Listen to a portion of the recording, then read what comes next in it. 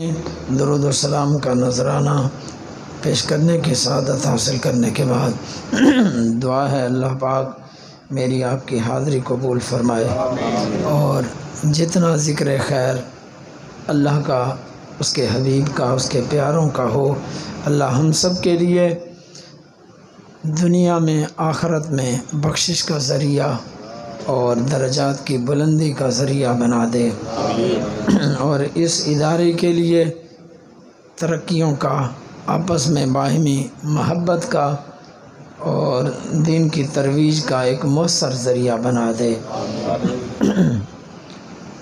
साल के बाद अल्हम्दुलिल्लाह ये सआदत है कि ग़ालिबन चौथा साल है मुझे यहाँ हाज़िरी का शरफ़ मिलता है।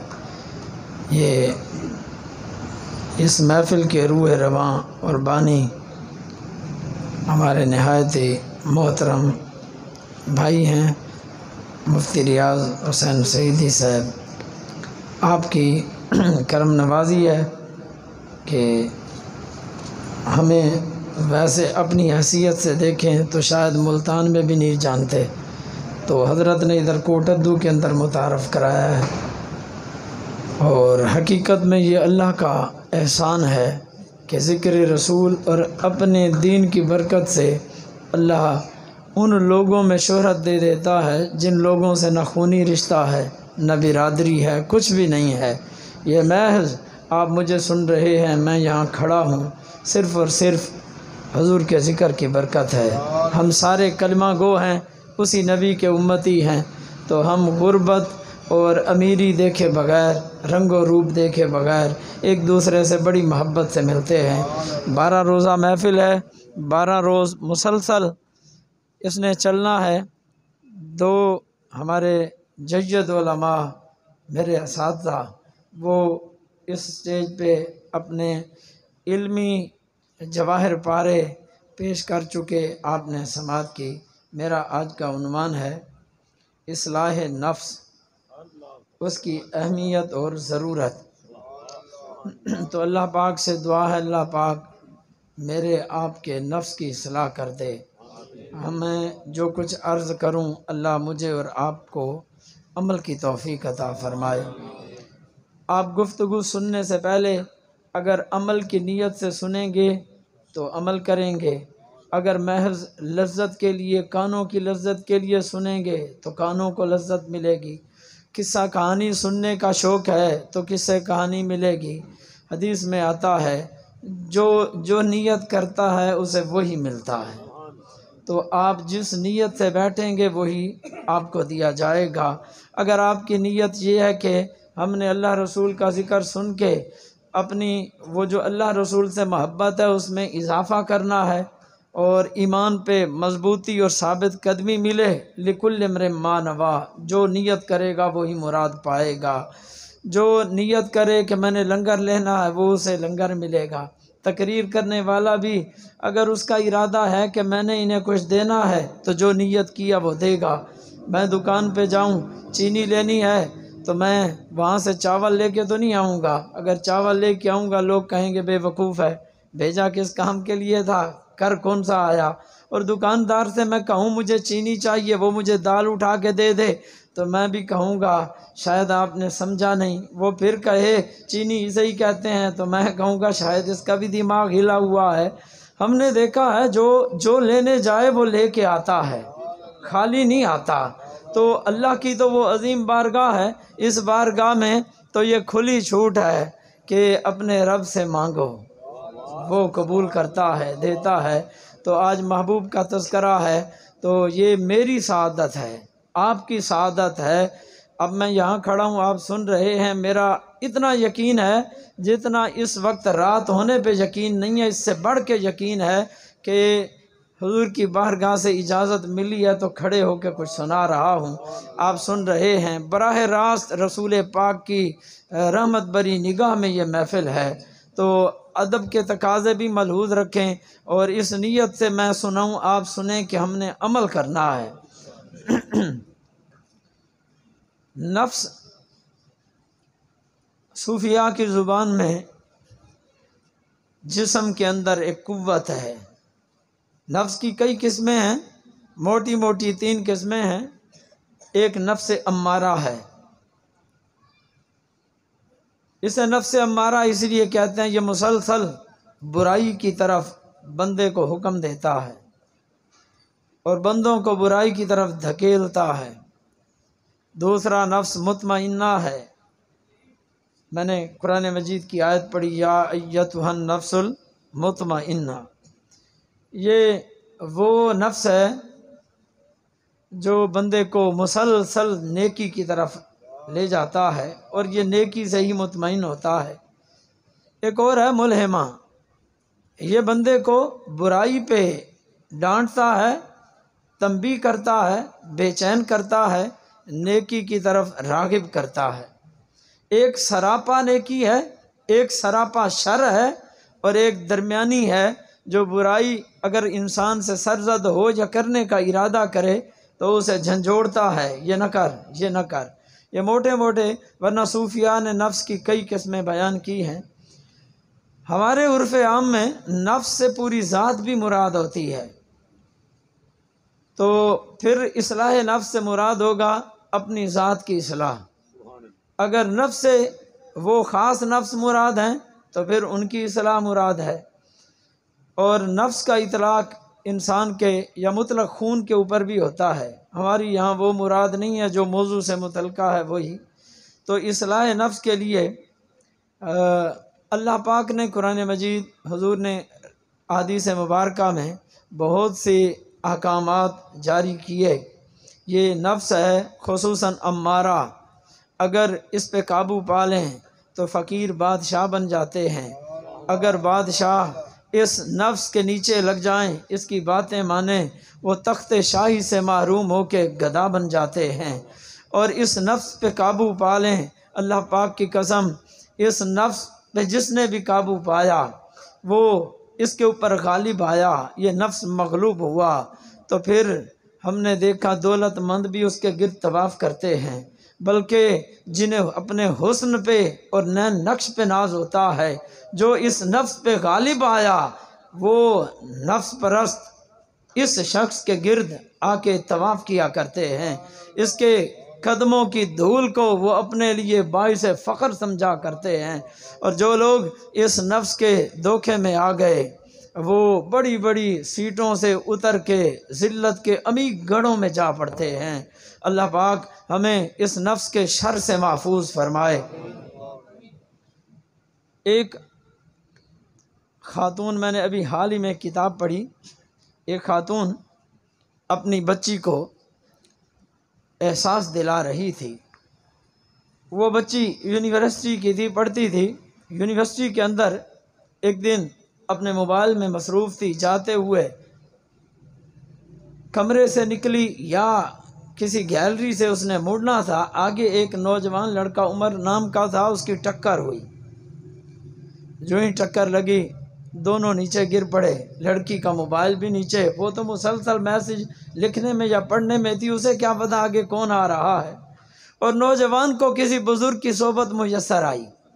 उस बुज़ुर्ग ने इसकी तरबियत करते हुए कहा, बच्चे अपनी नज़र झुका के रखना, तुम यूनिवर्सिटी पढ़ते हो, वहाँ तो खुसूसी तौर पे वैसे भी अगर तुम चाहते हो कि तुम्हारा नफ्स मुती हो जाए, तुम्हारा नफ्स काबू में आए, तो बेटा सबसे पहली जो मुझे पता है मैं कुछ सिखा देता हूँ। मैं वली तो नहीं हूँ, वो तो जो होते हैं वो तुम्हारी मुकद्दर तुम्हें मिलेंगे, लेकिन मैं इतना बता रहा हूँ कि सबसे पहले आँख की हिफाजत कर। यूनिवर्सिटी के अंदर उसके अभी चंद दिन हुए थे इस अमली ज़िंदगी के। वह निगाह नीचे किए हुए आ रहा था, उसे खबर नहीं थी कि आगे लड़की आ रही है। लड़की अपनी मस्ती में थी, उसे खबर नहीं थी कि आगे लड़का आ रहा है। दोनों की टक्कर लगी, दोनों नीचे गिर पड़े। तो जो ही लड़की उठी, उसके तेवर बदले हुए थे। वो बोली, अंधे वो नज़र नहीं आता। उसके मुंह में एक हुस्न जमाल था, दूसरा वो लैन लाड़ भी थी। और फिर यूनिवर्सिटी का माहौल भी हो, दिमाग और भी ज़्यादा ख़राब था, तो अपने हुस्न का गुरूर और तकब्बुर भी साथ था। फिर अमीरी का भी कुछ न कुछ मिर्च मिसाला साथ था। उसने बड़ी सख्ती से कहा, अंधे हो नज़र नहीं आता, तुम अपने आप को क्या समझते हो? उस नौजवान ने आंख नहीं उठाई, कहने लगा मेरी गलती थी, बस मैं माजरत चाहता हूँ। लड़की शर्मिंदा हो गई कि उसने तो आगे कोई लफ्ज़ ही नहीं बोला। उसने ये नहीं कहा अंधा मैं नहीं अंधी तुम हो, तुम मोबाइल के अंदर मसरूफ़ थी, तुम्हें चाहिए था मुझे देखो, तुम्हें चाहिए था, राह चल रहे हो, अंधे हो के तुम चल रहे हो, मैं तो निगाहें नीची करके चल रहा था। उसने ये नहीं कहा। उसने कहा निगाहें नीची, उसने आंख उठा के देखा ही नहीं मुझसे गुफ्तगू कौन कर रहा है और वो हुस्न के किस मयार के ऊपर और किस दर्जे पे है। उसने बस यूं ही कहा कि मुझसे गलती हो गई, मैं माफ़ी चाहता हूँ, आपको कोई चोट तो नहीं आई। वो ये क्या है कि जब जाने लगा, कसम खुदा की जिसे अपने हुस्न पे फ़ख्र था वो सत्ते में आ गई। उसने कहा ये क्या नौजवान है, एक तो गलती उसकी नहीं, लड़की मानती है, वो कहती है गलती तो मेरी थी, इसकी तो कोई खता नहीं थी। और डांटा भी मैंने सबके सामने, यूनिवर्सिटी में हंगामा सा होता आने जाने का, सबके सामने रुसवा भी मैंने किया, लेकिन उस शख्स के चेहरे पे तो कोई तब्दीली नहीं आई। उसने निगाह उठा के मुझे देखा नहीं कि मुझे किसने गाली दी है, किसने इतनी सख्ती से नोटिस लिया, उसने कुछ नहीं, बल्कि वो माजरत खाना लहजा अपनाए हुए कहने लगा आपको कोई चोट तो नहीं आई। मैंने कहा नहीं मुझे नहीं आई। मैंने उससे पूछा लड़की कहती है तुम्हें तो कोई चोट नहीं आई। उसने कहा नहीं नहीं, और वो कह के चला गया। वो तो चला गया, लेकिन लड़की के अंदर एक जलजला सा आ गया। मैंने कहा ना, जो लोग अपने नफ्स पे काबू करते हैं फिर हुस्न उनके गिर्द चक्कर काटा करता है। अल्लाह पाक हमें पाक दामनी का वो जोहर नसीब फरमा दे। अगर आपने कभी किसी पाक दामन शख्स को देखा हो जिसमें हया कूट कूट के भरी हो, उसने कभी गैर महरम से ना हाथ मिलाया ना देखा हो, मैंने चंद ऐसे चेहरे देखे, कसम खुदा की मासूमियत जो चेहरे पे टिपकती है ना, वो चेहरे की मासूमियत ही बंदे को पिघलाने के लिए काफ़ी होती है। वो हया की तासीर इतनी है, वो उसके अंदर जो तब्दीली लाने वाली चीज़ है उस चेहरे के ऊपर, ये पाक दामनी की बरकत है, ये मासूमियत का एक नूर है जो चेहरे से टिपकता है। और सामने कितने ही वो गुनाहों के दलदल में हों, ये नेकी की पावर इतनी ज़बरदस्त किस्म की है, ये बहुत से गहरे गढ़ों से भी निकाल के फिर ऊपर के दर्जों में ले आती है। लड़की दहल गई, घर गई, उसे सुकून नहीं आया। अगले दिन फिर वो लड़का नज़र आया उसे, लेकिन लड़के ने कोई तवज्जो नहीं दी, किसी से कोई बात नहीं की, वो अपनी रूटीन में रहा। लेकिन लड़की जब घर जाए तो माँ पूछे बेटी बीमार सी लगती है, थकी हुई है, तबीयत ख़राब है, वो माँ को बताए भी नहीं कि मेरा हुआ क्या। और उसके दिल की दुनिया बदल गई। पहले वो लड़के को मुजरिम समझती थी, अब मुकद्दस समझ के उसके गिर्द वो इंतज़ार में रहती थी, वो आए उसकी झलक तो नज़र आ जाए, वो आए नज़र तो आए, कुछ सुकून मिले। लेकिन वो लड़का, उसे कोई पता नहीं मामला हुआ या नहीं, उसकी रूटीन थी कि बाबा जी ने कहा था नज़र झुका के रखनी है, वो अपनी रूटीन पे है कि बाबा जी ने कहा था कभी नज़र उठ भी जाए तो फ़ौरन तौबा करके नज़र नीची कर लेनी है। तो इस तरीके से उसका कुछ दिन गुजरते रहे। लड़की की माँ ने कहा बेटा तुम मुझे सही नहीं लग रही, दिन ब दिन कमज़ोर हो रही हो, तुम ऐसा करो कुछ दिन या तो किसी डॉक्टर को या माहिर नफ्सियात को चेक करा लो। उसने कहा नहीं अम्मी कोई बात भी नहीं है। उसने कहा नहीं, माएँ चेहरा पढ़ लेती हैं और बाप भी पढ़ लेता है, उस्ताद भी पढ़ लेता। अगर उस्ताद उस्ताद है ना, ये हो ही नहीं सकता शागिर्द सामने और उससे कोई चीज़ छुपी रह जाए। मैं भी एक उस्ताद हूँ, बहैसियत है उस्ताद, शागिर्द की नफ्सियात से वो वाकिफ़ होता है। तो माँ ने कहा, लेकिन बेटी टालती रही। आखिर माँ ने कहा, वो लड़की खुद कहने लगी हमारे पड़ोस में एक खातून है, बड़ी नेक है, खदीजा नाम है उसका, अम्मी आप अगर कहें तो मैं फिर उसके पास कुछ देर गुजार के आ जाती हूँ। माँ ने कहा जा। वो उसके पास एक रात रही, अगली रात वापस घर आई, वो खुद छोड़ने आई। उसकी माँ सामने बैठी थी, कहने लगी आयज़ा मैं तुमसे एक ज़रूरी बात कहना चाहती हूँ, मेरी बात ज़रा तवज्जो से सुनना। जी अम्मी कहें। आयज़ा बात बड़ी ज़रूरी है और तुम्हारे फ़ायदे की बात है। आयज़ा ज़रा कान खोल के सुनना, मेरी बात को ज़ाया न करना। बड़ा ही उसने सस्पेंस डाला और उसके बाद कहने लगी आयज़ा बात बड़ी ही ज़रूरी और तुम्हारे फ़ायदे की है। जी अम्मी बोले तो सही। कहने लगी अल्लाह की कसम मैं जो कहने लगी हूँ बेटी तेरे फ़ायदे के लिए है। उसने कहा माँ जी कसम क्यों खा रही है, कसम खाने की तो हाजत ही कोई नहीं है, मैं आपकी बात मानती हूँ, मैंने कभी नाफरमानी की है, मैंने आप पे कभी शक किया है। कहने लगी बेटी मुझे उस ज़ात की कसम है जिसने तुझे और मुझे सारे जहानों को पैदा किया, अल्लाह की कसम, उस खालिक की कसम, मैं जो बात कह रही हूँ ये तेरे भले के लिए है। उसने तड़प के कहा माँ जी बोले तो सही, बोले तो सही, इतनी कसमें खाने की क्या हाजत पड़ गई है, कसम पे कसम। आखिर में कहने लगी मुझे तेरे उस छोटे भाई जो पैदा होते ही मर गया उसकी और उसकी मासूमियत की कसम है। बेटी बात बड़ी अहम है और तेरे फायदे की है। बच्ची के चेहरे से आंसू टपकने लग गए। उसने फिर कहा बेटी मुझे अपने सुहाग की कसम है, यानी तेरे बाप का मुझसे रिश्ता है, तेरे बाप की कसम है, जो मैं बात कह रही हूँ बड़ी अहम है बेटी, ज़रा तवज्जो से सुनना, इसे यूं ही रायगा न जाने देना। अम्मी बोलो तो सही, कसम पे कसम। हत्ता कि वो खदीजा भी साथ बैठी थी, उसने एक कसम खाई, दूसरी खाई, कसम पे कसम, मुझे कुरान की कसम है, मुझे फलां की कसम है, मुझे काबे की कसम है, कसम पे कसम, कसम पे कसम। खदीजा भी रो पड़ी। उसकी माँ कह रही थी, आयजा माँ के कदमों से लिपट के धाड़े मार के रोने लगी, और मेरी माँ बोल तो सही, देख मैं तेरी खातिर जान भी दे दूंगी, तू कसमें क्यों खा रही है। उसकी कसमें ख़त्म हुई तो कहने लगी बाकी बात तुम्हें खदीजा बताएगी। उसने कहा अम्मी जी कसमें आपने खाई, खदीजा का इन कसमों से क्या ताल्लुक़ है। उसने कहा बाकी वही बताएगी। खदीजा ने कहा बेटी देख तेरी माँ तुझसे कितनी मोहब्बत करती है, तेरी भलाई के लिए कितनी कसमें खा रही है, कसम पे कसम, कसम पे कसम। बात बड़ी अहम है। कहने लगी बता रब तुझसे कितनी मोहब्बत करता है। वो कहने लगी रब तो मुझसे, वो तो मुकाबला ही नहीं है। ये जो हिंसा बोला जाता है ना 70 माओं से ज़्यादा, ये तो लोग अपनी मर्ज़ी से बोलते हैं, वरना रब की मोहब्बत की कोई हद ही नहीं है। उसने कहा वो तो बेहदो हिसाब हमसे मोहब्बत करता है। तो फिर वो खदीजा बोली सुन फिर कुरान क्या कहता है, तफसीर समझाने का अंदाज।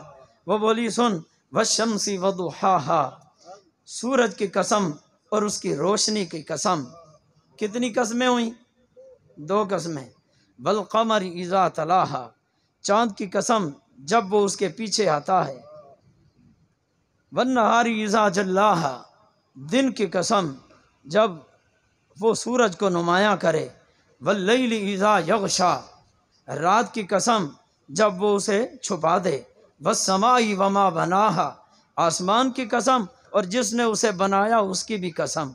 वल अर्दी वमा तहाहा, ज़मीन की कसम और जिसने ज़मीन को बिछाया या फैलाया उसकी भी कसम। व नफ्सिन वमा सव्वाहा, नफ्स की कसम और जिसने नफ्स को ठीक ठीक बनाया उस ज़ात की भी कसम। फ़अल्हमहा फुजूरहा व तक़वाहा, फिर उस नफ्स को उसने बुरे काम और उससे बचने का तरीका भी समझा दिया। ये सारी बातें कहने के बाद कुल 11 कसमें तकरीबन बनती हैं। 11 कसमें फरमाने के बाद आयजा की माँ ने 11 कसमें खाई तो आयजा तड़प के रोने लगी। रब्बे कदीर ने 11 कसमें फरमाई हैं, यार कितनी अहम बात होगी, वो हमसे कितनी मोहब्बत करता होगा और हम कितनी गफलत में हैं।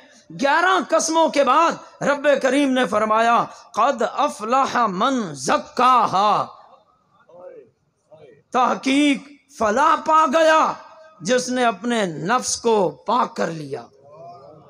11 कसमों के बाद ये कौन सा उकदा था, ये कितनी अहम बात थी। मैंने ये अंदाज इसलिए अपनाया क्योंकि आपके सामने मैं कसम खाऊं तो आपको परवाह नहीं होगी। आपको क्या खबर, ये कलाम जब आया सहाबा के पास आया, अहले बैत के पास आया, कोई सवाल कर सकता था मालिक तू हुक्म तो कर, जान दे देंगे, तुझे कसमें खाने की तेरी हिकमत में वो कौन सी ऐसी बात अमर ठहरी कि तूने 11 कसमें जिक्र कर दी। क्या सामने वाले मानते नहीं थे?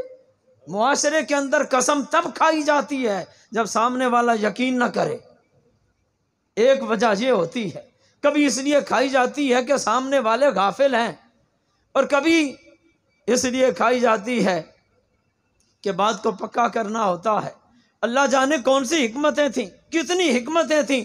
रब्बे करीम ने 11 कस्में जिक्र फरमाने के बाद फरमाया कद, ये भी तहकीक के लिए मजीद समझ लें कसम है, कद अफलाह मन ज़क्काहा, जिसने अपने नफ्स को गुनाहों से पाक किया, यकीन कर लो वो कामयाब हो गया। वक़द खाब मन दस्साहा, और जिसने अपने नफ्स को गुनाहों से आलूदा किया, अपने नफ्स को गुनाहों में उसने लथपथ कर दिया, वो नाकाम हो गया।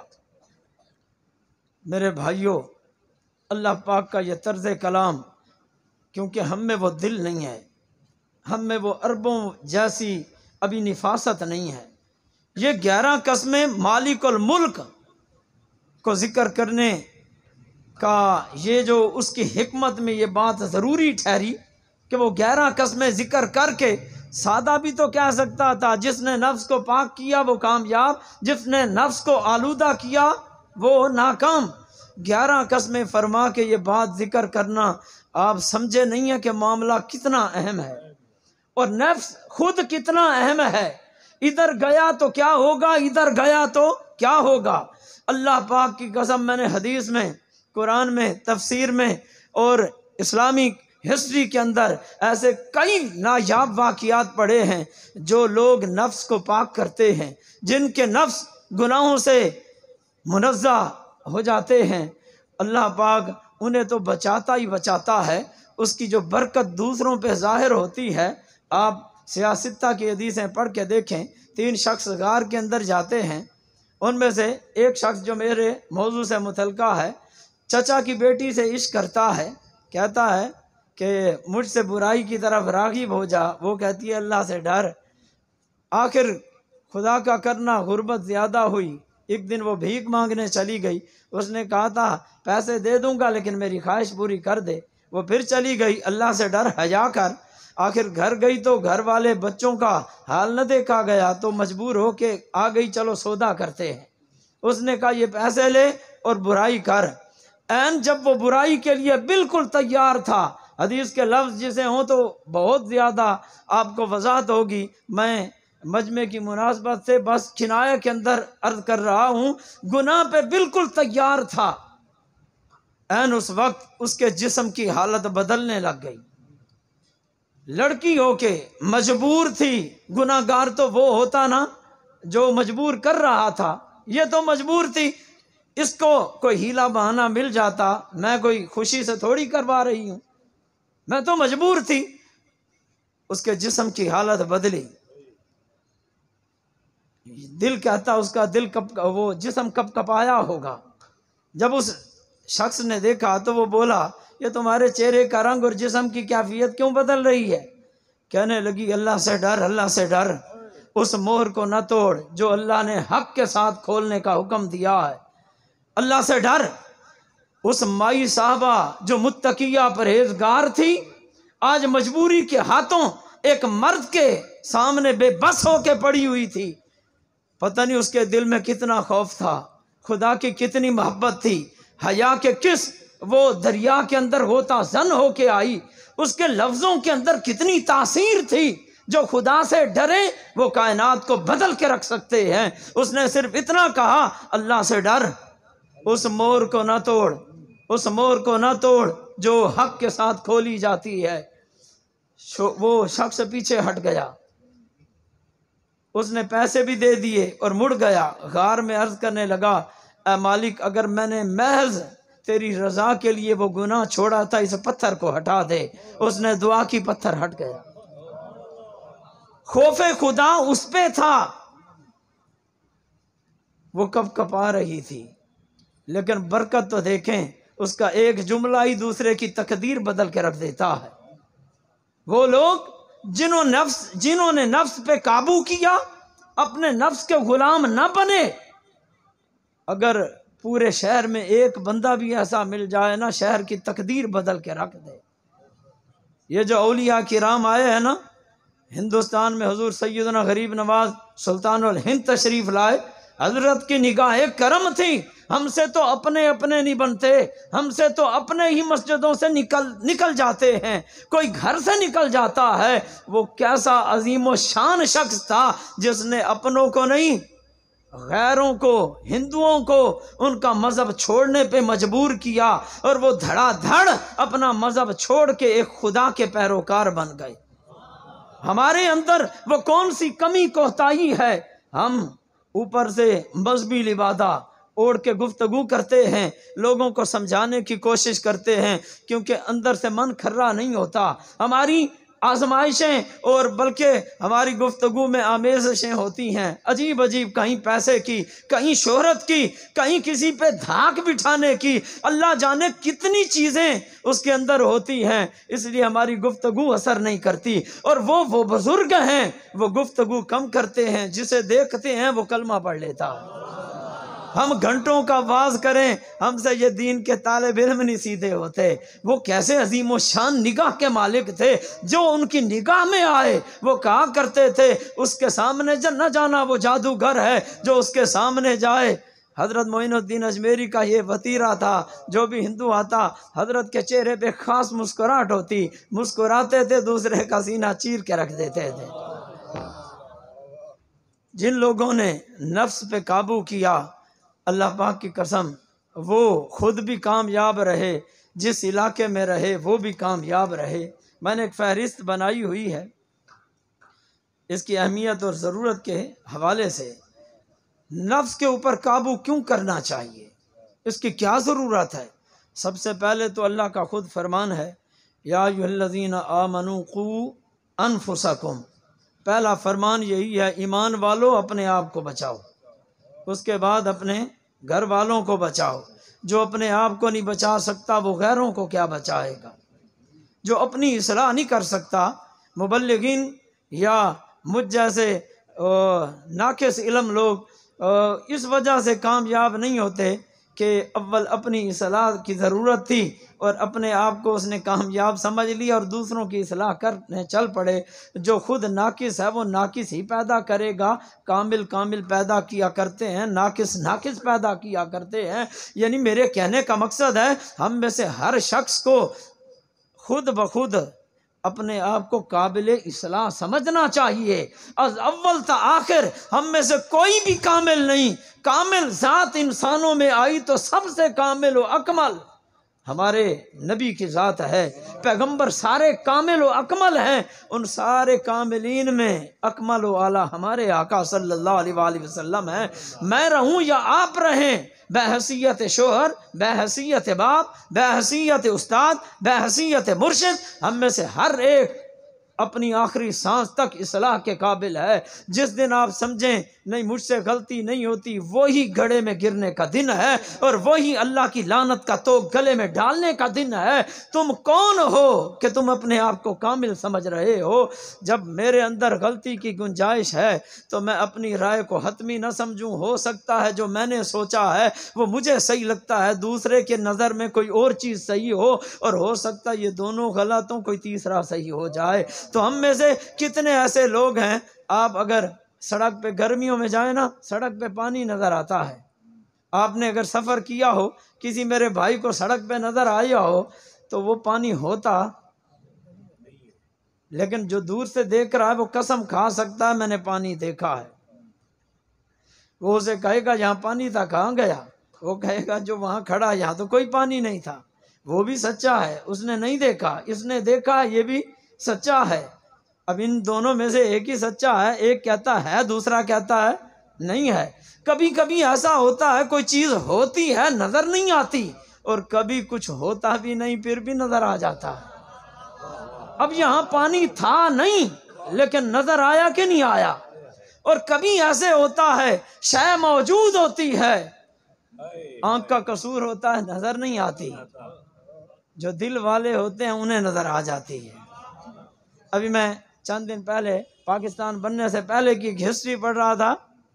एक खातून के बारे में एक शख्स लिख रहा था, वो हिंदुस्तान की गलियों में हमारे शहर में आई तो चीखती थी, आसमान की तरफ मुंह करती थी, फिर कहती थी, कोई हू हा करती जैसे कुत्ते या वो गीदड़ करते हैं, हम डर जाते हैं। उसकी शक्ल भी कुछ ऐसी थी, हम कहते थे मनहूस है। मेरी माँ पकड़ के एक दिन घर ले आई। जो ही घर आई सहन में, मेरे बाप ने उसे गालियां देनी शुरू कर दी, इस मनहूस को, गंदी शक्ल वाली को यहाँ क्यों ले आए हो, ये तो खुद मनहूस है, गंदी आवाज़ें निकालती है। मेरा बाप उसके सामने आया, उसने कहा अनकरीब ये फंस जाएगा और ये अंधेरों में चला जाएगा, बहक जाएगा। मेरे बाप ने ये गुफ्तगू सुनी तो मेरे बाप की वहीं जो सांस ऊपर थी ऊपर, नीचे वाली नीचे रह गई। मेरी माँ ने कहा मेरे बारे में बताओ, उसने कहा तुम भी अंधेरों में रहोगी। ये मेरा बेटा, उसने कहा ये बड़े अजीब गरीब लोगों से मिलेगा, लेकिन इस सफ़र में तुम इसके साथ नहीं होगी। वो कहने लगी जो मैं देख रही हूँ वो तुम नहीं देख रही, और वो तुम्हें नज़र भी नहीं आएगा। मेरे आका सल्लल्लाहु अलैहि वसल्लम बारहा कहा करते थे, जो मैं देखता हूँ अगर तुम देखो तो तुम रोगे ज़्यादा और हंसोगे कम। इसका मतलब कितनी ऐसी चीज़ें हैं जो कुछ को नज़र आती हैं, कुछ को नज़र नहीं आती। और बंदगाने खुदा, तुम्हें नज़र नहीं आती, दूसरे को आ रही है तो अपनी बात को हतमी न समझ, हो सकता दूसरे की नज़र पर्दे पाड़ के आगे देख रही हो। जिनके नफ्स पाक हैं, जिन्होंने नफ्स को पलीदी से दूर किया, अल्लाह फिर उनकी निफासत की वजह से वो ये दीवार और ये पर्दे ये रुकावट नहीं बन सकते, इसका सीना चीर के बाहर देखा करते हैं। अगर किसी शख्स को नज़र नहीं आते तो वो उसका कसूर है। मेरे आका सल्लल्लाहु अलैहि वसल्लम मौजूद हैं, अगर किसी को नज़र ना आए तो वो उसकी नज़र का कसूर है। फरिश्ते इस वक्त हमारा नामा अमाल लिखने वाले मौजूद हैं, किसी को नज़र ना आए तो कसूर किसका, फरिश्तों का या देखने वाले का? कोई भी नहीं कहता अगर होते तो नज़र क्यों नहीं आते, सरकार मौजूद हैं। मैंने एक मुहद्दिस के बारे में पढ़ा, उनके पास 8 लोग हदीस पढ़ते थे, उनमें एक हनफी भी था। जब वो हदीस पाक पढ़ाते थे, बाज़ रिवायतों में आता है कि वो एक सूफ़ी दरवेश उनके पास खड़ा रहता था। जब वो कोई हदीस पढ़ाते तो वो सूफ़ी खुश होता। कभी कभी उसके चेहरे पे नागवारी आती, वो कहते नहीं नहीं ये हदीस गलत है, गलत है, गलत है। वो कहते गलत कैसे हो गई? उसने कहा तुम्हारे सर के ऊपर हुजूर खड़े हैं, उनका चेहरा बता रहा है कि हुजूर ने ये कहा ही नहीं है। अब मुफ्ती साहब एक ना अभी मेरे पास स्टूडेंट आया, शाम पढ़ता था, चंद दिन की बात है, 2 हफ्ते गुजरे होंगे। शाम पढ़ता था, फ़ोन के ऊपर गुफ्तगू हुई तो कराची का मेमन था, तो वहाँ से ना 17 साल का लड़का है, बस पे बैठ के मुल्तान हमारे मदरसे आ गया। तो मैंने कहा यार तुम इतनी दूर से पहली दफ़ा आए हो या पहले कभी आए हो? कहने लगा पहली दफ़ा आया हूँ। वो मुझे बताने लगा कि शाम में हमारे एक उस्ताद थे, एक दिन कहने लगे कि आज एक औरत का फ़ोन आया था तो वो रो रही थी। मैंने पूछा क्या हुआ, कोई तकलीफ़ है? कहने लगी हुजूर दुआ करें, 3 दिन हो गए हैं मुझे हुजूर की ज़ियारत नहीं हो रही। तो मैंने कहा 3 दिन नहीं हो रही, उससे पहले? उसने कहा कोई रात कज़ा ही नहीं हो रही। आज भी लोग मौजूद हैं, हुजूर जलवे भी दिखा रहे हैं, तुम अपनी बदनसीबी पे रो क्योंकि तुम नफ्स के गुलाम बन चुके हो। ये कैसे हो सकता? इधर नफ्स की गुलामी और उधर रसूलुल्लाह के दीदार। इमाम जलालुद्दीन सयूती इसलिए सिफारिश करने नहीं जाते थे कि दुनियादारों के पास जाऊंगा तो हुजूर की ज़ियारत से महरूम हो जाऊंगा, इसलिए वो उन दरबारों में नहीं जाया करते थे। ये तो नफ्स के पाक लोग थे, सिर्फ पलीदों से मिलने की नहुसत ये थी कि हुजूर की ज़ियारत से महरूम हो जाते थे। इसलिए ये मैं कह रहा हूँ, सबसे पहले तो अपनी हिफाजत करनी है। ये अलहदा सवाल है।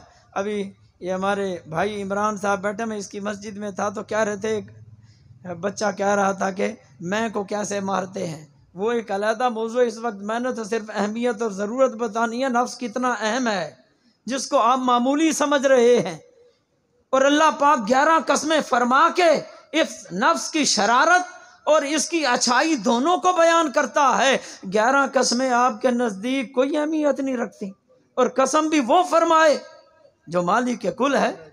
और दूसरी चीज़ इसलिए भी ज़रूरी है, हर शख्स को ये याद रखना चाहिए उसने अपना हिसाब देना है। कोई ये ना समझे यहाँ जो हुआ बस हो गया, मेरा जनाजा फ़लाँ सैयद ने पढ़ाया तो मैं बख्शा जाऊँगा। ये तुम्हारी भूल है। हज़रत उमर बिन अब्दुल अजीज़ अपने वक्त के अब्दाल हैं, वली कामिल हैं, या उन्हें यूं कह दें कि वो मुजद्दिद वक्त थे अपने वक्त के। हज़रत फरमाते हैं मैंने 3 खुलाफा की हुकूमत देखी, अब्दुल मलिक बिन मरवान, वलीद बिन अब्दुल मलिक, सलमान बिन अब्दुल मलिक। तीनों मरे, इन्हें कफन दिया गया, मेरे ख़ानदान के थे। दफनाने से पहले मैंने कफन हटा के चेहरे देखे, इन तीनों में से हर एक का चेहरा काबे से फिरा हुआ था और तीनों के चेहरे सियाह हो चुके थे। ये न समझना कि हम फलां पीर के मुरीद हैं, हम फलां कर रहे हैं, हमने 11वीं पे 11 देगे दी थी, 12वीं पे 12 दी थी। ऐसा नहीं हो सकता। एक बंदा सारी रात और सारी जिंदगी खुदा के खौफ में गुजारे, दूसरा अय्याशियां करते हुए गुजारे, दोनों का दर्जा एक हो, ये अल्लाह की सुन्नत नहीं है। बाकी वो कादिर मुतलक है, जिसके चाहे बिला हिसाब गुनाह मुआफ फरमा दे। लेकिन हमने जो दस्तूर देखा है, यार हिसाब का खौफ करो, हर एक ने अपना हिसाब देना है।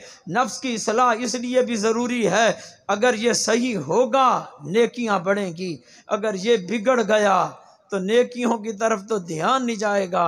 हज़रत अल्लामा अब्दुर रहमान इब्न जौज़ी अलैहिर्रहमा ने उजून और हिकायात के अंदर ना एक रिवायत नकल की, जवानों के लिए तो खुसूसी, बुज़ुर्गों के लिए भी खुसूसी। मैं पढ़ के हैरान हूँ कि नफ्स कितना मकरो फरेब वाला है और हमारे आस पास का माहौल हम पे कितना असर करता है। हज़रत फरमाते हैं, एक शख्स नौजवान था, बड़ा हुस्न जमाल वाला, बड़ा मुत्तकी था, मस्जिद से घर, घर से मस्जिद, उसकी यही रूटीन थी। एक लड़की उस पर आशिक हो गई, लड़की का इश्क बड़ा, उससे संभला नहीं गया। एक दिन वो नमाज पढ़ने जा रहा था तो वो लड़की रास्ते में खड़ी हुई, टक्कर नहीं हुई, वो चला गया। वापस आने लगा तो उसने कहा, सुनिएगा मेरी बात। वो ठहर गया, उसने समझा शायद कोई ज़रूरतमंद है। कहने लगी, मैं बेबस हूँ, अल्लाह की कसम मुझे तुमसे मोहब्बत है, मैं रह नहीं सकती। उसने ये बात सुनी और चुप करके चला गया, कोई दूसरी बात नहीं, लड़की का चेहरा नहीं देखा, कोई बात नहीं की। बाहर खड़ी थी, वो अंदर गया, कुछ देर के बाद बाहर आया, उसने एक पर्ची लिखी हुई थी, उस पर था, अगर वाकई तू ऐसे है जैसे तू क्या रही है तो मैं तुझे एक हकीम का पता देता हूँ, वो हकीम सारे इलाज कर देगा। यानी अल्लाह रब्बुल इज़्ज़त का पता देता हूँ, जा और अपने मर्ज़ का इलाज करा। और अगर ऐसा नहीं है तो फिर सुन, फला तालमु नफ्सुम मा उख्फिया लहुम मिन कुर्रति आयुन, वो निगाहों की चोरियों को जानता है जो छुप छुप के तुम गुनाह करते हो। डर अल्लाह से।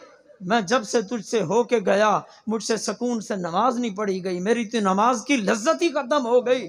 न इसने चेहरा उठा के देखा, न इसने कोई गुफ्तगू की, न इसकी ख्वाहिश थी मैं इस औरत से मिलूं, वो तो खुद ब खुद आके खड़ी हो गई। बस एक मीठी सी आवाज़ कान में पड़ी, इबादत की लज्जत ही ख़त्म हो गई। और जो घंटों रातों को लड़कियों से बातें करें और राहें काट के खड़े हो जाएं और फिर कहें नमाज में लज्जत नहीं आती, कैसे आएगी? और शुक्र पढ़, सच्ची बात है, ईमान पे मर जाए वो शख्स।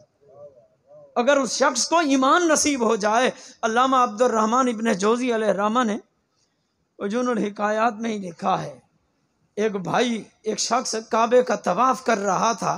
दौरान तवाफ़ वो एक ही दुआ मांग रहा था, ला ईमान पे मौत देना है, ला ईमान बचा लेना।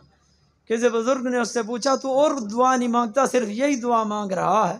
उसने कहा, क्या बताऊं, हम 3 भाई थे, मेरे बड़े भाई ने 40 साल मस्जिद में मुअज़्ज़िनी की है और फरी अल्लाह के नाम पे की है।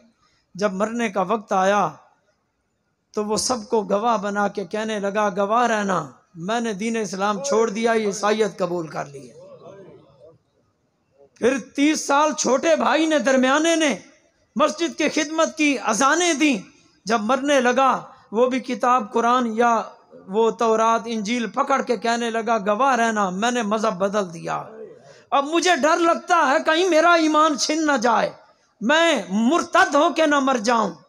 बुजुर्ग ने कहा, आखिर ऐसा क्यों हुआ? 40 साल की इबादत एक तरफ, 30 साल की, और ये मुर्तद हो गए। उसने कहा, नमाजें भी थीं, अजानें भी थीं, बदनिगाही से नहीं बचते थे। बदनिगाही, गैर महरम पे निगाह। उस बुजुर्ग का, जिसका मैंने लड़के का पहले किस्सा सुना है ना, बुजुर्ग ने उसे ये कहा था, बच्चे जानदार तस्वीर से भी बचना और बेजान से भी बचना। बच्चे ने कहा हुजूर मुझे बेजान की समझ नहीं आई, जानदार तो चलते फिरते हैं। उसने कहा जब तुम जाओगे रोडों पे बोर्ड लगे होंगे, अगर मोबाइल होगा तो उसमें वो जो तस्वीरें हैं, खुदा के लिए कोई जवान यहाँ बैठा अगर उसे अपनी जवानी पे नाज है और वो वाकई जवान है, तो खुदा के लिए अपनी जवान रसूलुल्लाह के इश्क में गुजार, अल्लाह के खौफ में गुजार। ये लड़की और लड़कों के चक्कर में क्यों मारा मारा फिरता है? क्या तूने कुरान नहीं पढ़ा? यूसुफ की मोहब्बत में एक खातून आई, वो तख्त से नीचे आई और यूसुफ गुलामी से तख्त पे जा बैठे। जिसने नफ्स की गुलामी की, शहनशाहियत से नीचे आए, और जिसने नफ्स को धिक्कार दिया, अल्लाह पाक ने उसे तख्त अता किया है। तरावियों के दौरान खुसूसी तौर पे जब इस आयत पे पहुंचता हूँ जिसमें यूसुफ अलैहिस्सलाम फरमाते हैं, क़ाला मआज़ल्लाह, दिल दहल जाता है, दिल दहल जाता है कि इतना अजीम व शान पैगम्बर, जहाँ बुराई का कोई शायबा तक नहीं है, वो किस शान से कह रहा है अपने रब के सामने इज्जो नियाज करते हुए, मआज़ल्लाह, अल्लाह की पनाह, अल्लाह की पनाह, अल्लाह की पनाह। और वो अजीम पैगम्बर का ये वमा उबर्रिउ नफ्सी, मैं अपने नफ्स से बेजार नहीं हूँ, इसके ख़तरों से गाफिल नहीं हूँ। पता नहीं क्या सी अजीब कौम है, कहते हैं हमारी नीयत अच्छी है, हमारी नीयत तो बुरी नहीं। कोई कहता हर एक के इरादों पे मुनहसिर है। इस नौजवान ने लड़की से अपनी चाहत से तो बात ही नहीं की, लेकिन नमाज की लज्जत ख़त्म हो गई। और मेरे बच्चों, यार तुम मोबाइल भी इस्तेमाल करो और हदीस रसूल भी पढ़ो, और तुम कहो तुम्हें रसूलुल्लाह की ज़ियारतें हो, ये तुम्हारी भूल है। उस आंख में हुजूर नहीं आया करते जिन आंखों में बेहयाई के मनाजिर हुआ करते हैं। और वो माँ बाप जो बेहयाई के मनाजिर देखें, वो कहें उनके बच्चे वली बने, ऐसा भी नहीं हो सकता।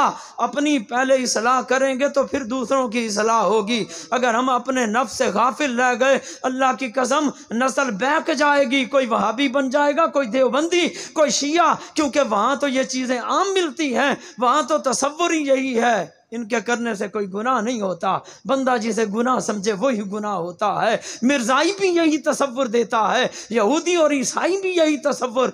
शुक्र पढ़ो हम हुजूर के गुनाहगार उम्मती सही, हमारे मसलक में ये जिस्म फरोशी नहीं है। आप अपनी निगाहों की हिफाजत करें, इस हुस्न की क्या कमाल है।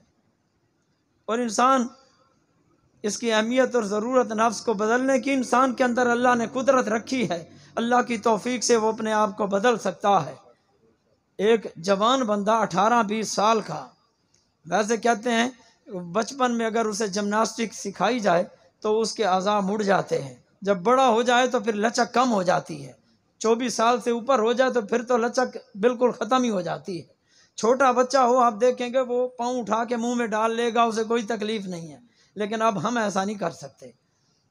लेकिन अल्लाह ने इंसान को जो कुदरत दिया, जैसे ये लिबास बदल सकता है, ऐसी बुरी आदतें भी बदल सकता है अगर वो बदलना चाहे। एक औरत के खौफ की वजह से क्या मर्द नहीं बदल गए? जनाब यूसुफ की पाक दामनी की वजह से क्या जुलेखा नहीं बदल गई? और मैं तो हैरान होता हूँ हजूर की मासूमियत पर। हजूर की कमाल की पाक दामनी थी, हजूर के चेहरे पे जो कमाल था, जिन्होंने देखा उनसे पूछ के देखें। प्यारी सूरत, हंसता चेहरा, मुंह से छड़ते फूल, वो कैसा हुजूर का हुस्न था। आज से कई सदियां पहले शाम के अंदर 3 भाई जिहाद के लिए निकले। अगर मैं और आप सीधे हो जाए ना, ये कौम चल के आएगी। हम क्योंकि खुदा की तरफ रुख करेंगे। बुजुर्ग कहा करते थे, अगर तुम नफ्स के पीछे, दुनिया के पीछे चलोगे, कभी इसे थाम नहीं सकोगे, ये आगे भागता जाएगा।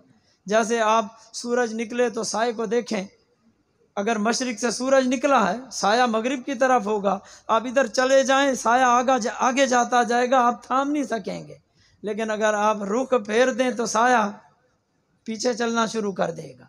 अगर आप अल्लाह रसूल की तरफ अपनी हिम्मतें फेर दें, खुदा रसूल की मोहब्बत के जलवे अपनी निगाहों में, दिलों में बसाएं, और ये बसाना भी हर किसी का काम नहीं। गुज़श्ता साल मैंने एक मिसाल दी थी,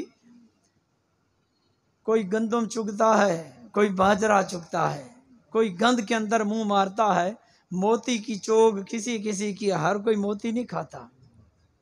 हर दिल की सरजमीन एक जैसी नहीं है कि वो मोहब्बत रसूल को बसाए और उसके फूल उगाए। ये दिल भी खास हैं, वो निगाहें भी खास हैं। खुदा के लिए वो खुश नसीब बन जाओ यार, वो खुश नसीब बन जाओ जिनके सीनों में रसूलुल्लाह की मोहब्बत के फूल खिलते हो। आप वो लोग बन जाओ। अभी इसी टेबल पे मैं मुख्तलिफ किस्म की अजनास रख दूं, बकरी को दूं, वो हर चीज़ नहीं खाएगी। बकरी गोश्त नहीं खाएगी और कुत्ता घास नहीं खाएगा। और मैं यहाँ चीज़ें रख दूँ, एक बच्चे को छोड़ दूँ, वो सलांटी खाएगा, बिस्कुट टाफ़ी खाएगा, वो कढ़ाई गोश्त देसी मुर्गे को हाथ नहीं लगाएगा। और जो इनकी अफादियत से वाकिफ़ है वो कोई हैं, वरना हर कोई टेस्ट के पीछे जा रहा है। वो टेस्ट जो ज़ुबान से हलक तक जाता और ख़त्म हो जाता है, इस आर्जी टेस्ट पे ना जाएं। अल्लाह पाक की कसम, आप ना सदाकत, ये भी नफ्स की इस्लाह का एक तरीका है। बच्चे ने सवाल किया, एक दो तरीके मैं बताता जाता हूँ नफ्स इस्लाह कैसे करता है। सबसे पहले सदाकत को अपनाएं। सदाकत का मतलब अपने आप का मुहासबा करते हुए तज्जिया करें। आपकी गलती है तो गलती माने, चाहे छोटा सामने है चाहे बड़ा है, गलती माने। कसम खुदा की, अल्लाह पाक की कसम, एक दफ़ा आप अपने आप को गलत कह के देखें, सुकून मिलेगा।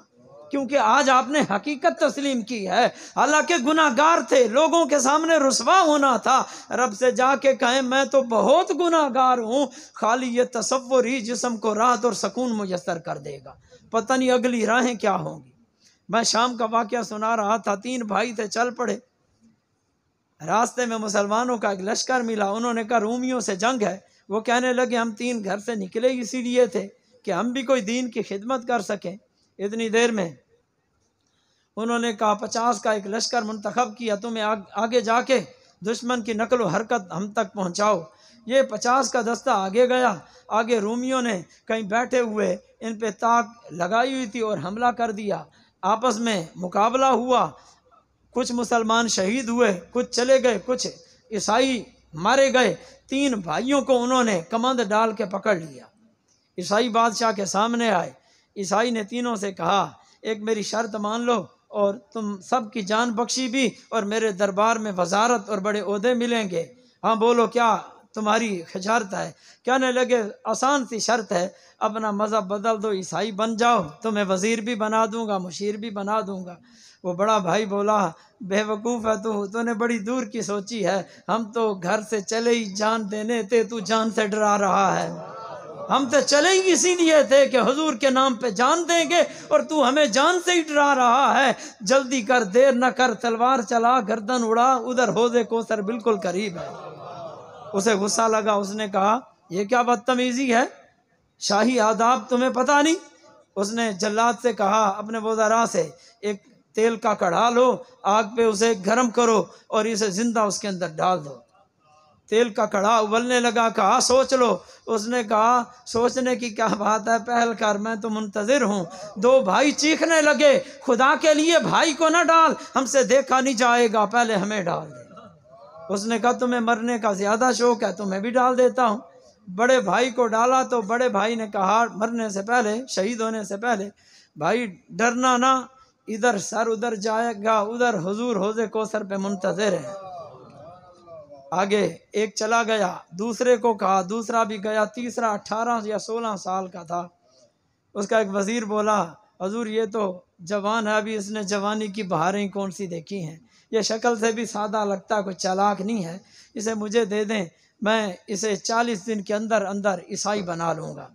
घर लेके गया, अपनी जवान बच्ची से कहता बेटा मैं अपने बादशाह हाकिम से बड़े नाज से लेके आया हूँ और मुझे तुझ पे बड़ा नाज है कि तू इसे मज़हब बदलाने पे मजबूर कर देगी। वो भी बोली, उसे हुस्न पे नाज था। कहने लगी ये कौन सा मुश्किल काम है, मैं इसे चंद दिनों के अंदर ही मज़हब बदलने पे मजबूर कर दूंगी। अभी 40 दिन का वक्त मिला, पहली रात आई, नीम बरहना, जिस्म नंगे, पेट का कुछ हिस्सा नंगा, बाल खुले, खुशबू कमाल की लिबास, वो जज्बात को भड़काने वाला, बड़ी अदाओं से उसके कमरे में आई। वहाँ दुनिया जहान की वज़ीर ने कहा था हर सहूलत, खाना पीना, आसाइश हो।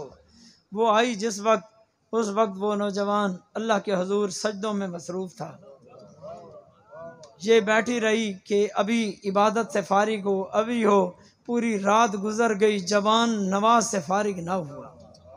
घर आई, दिल्ली में सोचने लगी ये किस बाग की मूली है, मुझे तो बड़े बड़े देखने को तरसते हैं, इसने अभी निगाह नहीं उठाई। जिस दिन मेरे हुस्न पे निगाह उठाएगा सारे तहारत और तकद्दुस के बंधन टूट जाएंगे, लग जाएगा पता कौन कितना पाकबाज बनता है।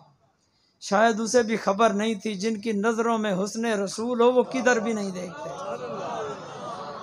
मैं अल्लाह से हाथ जोड़ के दुआ करता हूँ कि मालिक वो महबूब का एक झलक का करोड़वां हिस्सा दिखा दे, उसके बाद ये निगाह किसी को देखे ही ना, देखे तो सिर्फ हुजूर को देखे, वरना नाबीना ही हो जाए। और ये कान सुने तो अल्लाह रसूल की बात सुने, वरना ये कान किसी चीज़ को सुनने के काबिल ही ना रहे।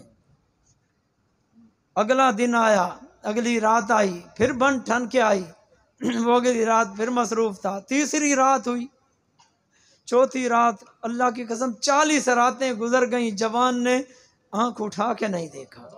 40 रातों के बाद बाप ने कहा बेटा कामयाब हुई? कहने लगी बड़ा पक्का लगता है, इसे इबादत से फुर्सत नहीं, शायद इसमें पता नहीं मर्दानगी के जज्बात भी हैं कि नहीं हैं। खैर कोई बात नहीं, कितने दिन आप मुझे 40 दिन और इजाज़त ले दें इंशाअल्लाह तो उसने नहीं कहा, यानी वो मैं इसे बहका लूँगी। आखिर उसके बाप ने फिर ले दिए। फिर चंद दिन गुजरे, एक दिन वो आई तो उस दिन वो मुसल्ले पे नमाज नहीं पढ़ रहा था, वो वैसे ज़िक्र फ़िक्र या दुआ में मशगूल था। ये खुश हुई आज तो काम बनेगा, लेकिन उस दिन भी काम नहीं बना। वो जिस इबादत में था मशगूल रहा। फिर अगली रात आई, आज की रात इस लड़की की हालत बदली हुई थी। ये जो हुस्न का जादू चलाने आई थी, आज इसकी हालत बदली हुई थी। वो उसी मासूमियत के साथ अपने रब से बातें कर रहा था। ये कहने लगी अल्लाह के बंदे, अगर तू मेरी तरफ माइल नहीं होता, आज तू मुझे अपने मज़हब का कलमा पढ़ा दे।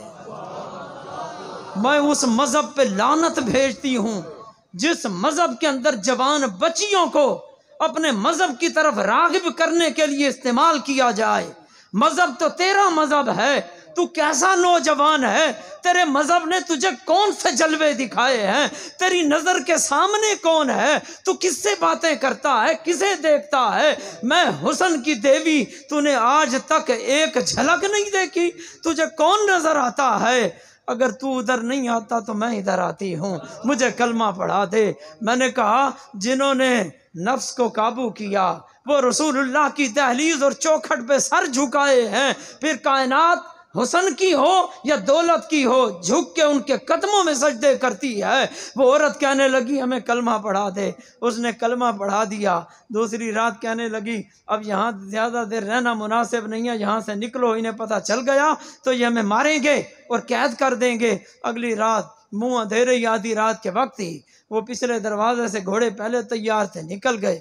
कुछ दूर गए, उसने कहा तेज़ चलो कहीं पीछे से कोई आ ना जाए। पीछे घोड़ों के कदमों की टाप की आवाज़ आई। उसने कहा डरने की बात नहीं, कोई दुश्मन होंगे तो देख लेंगे, वरना कोई हो सकता मुसाफिर हो। तो लड़की डर रही थी। जब वो करीब आए तो वो हैरान रह गए, जिन दो भाइयों को कड़ा में डाला था वही मौजूद थे। और वो कहने लगा भैया आप तो मेरी आंखों के सामने कड़ा में डाले गए, आप फिर कैसे आए? कहा भाई तुझे पता नहीं, शहीद मरते नहीं, शहीद जिंदा होते हैं, और अल्लाह ने हमें यहाँ दोबारा भेज दिया है। और भाई तू किस कमाल का है कि अर्श के ऊपर फरिश्तों के अंदर तेरी पाक दामनी के चर्चे हो रहे हैं कि हुजूर के उम्मती ऐसे भी हुआ करते हैं, कमाल उम्मती है, और हमें भेजा गया है कि तुम दोनों का निकाह करा दिया जाए। अल्लाह पाक की कसम हो मेरे भाइयों, मेरे बुजुर्गों, अब बुढ़ापा है, जवानी है, अभी तक यही फिल्में ड्रामे देखते रहोगे।